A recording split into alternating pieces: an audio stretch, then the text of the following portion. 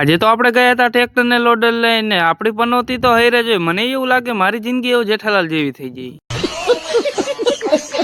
આજે તો સવારમાં જ આપણે આવી ગયા વાડી. હવે એમાં વાત એવી છે ને કે આપણે આજે જવાનું છે ટ્રેક્ટર ને લોડર લઈને ફેરા ભરવા. ટ્રેક્ટર ને લોડર કમ્પ્લીટ કરીને આપણે ટ્રેક્ટર લઈને નીકળી ગયા ગામ તરફ. થોડીક જ વારમાં આપણે ટ્રેક્ટર લઈને આવી ગયા ગામમાં, રાખી દીધું આપણે ટ્રેક્ટર આપણી દુકાન પાસે. બાપુ આવે છે લોડર લઈને વાહે.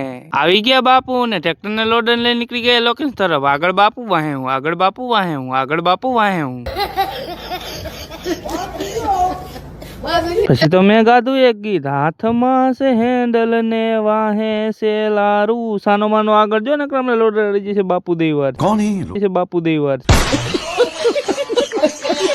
ગામમાંથી ભરવાનો હતો ફેરો, બાપુને દઈ દીધું ટ્રેક્ટર ને. હું લોડર લઈને નીકળી ગયો લોકેશન તરફ. આઈ એમ નો વેટિંગ.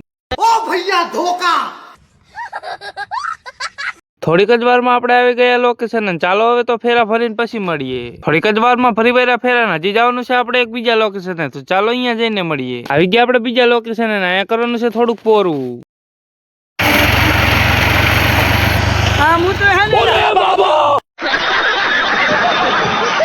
ત્યાં કામ પૂરું કરીને આપણે લોડર લઈને નીકળી ગયેલા ઘર તરફ ને. વચમાં રહી ગયું લોડર ઉભું, કારણ કે આવી ગઈ છે ડીઝલ ની ટાંકીમાં કચરો. મારી જિંદગી જેઠાલાલ જેવી થઈ ગઈ છે. અચ્છા.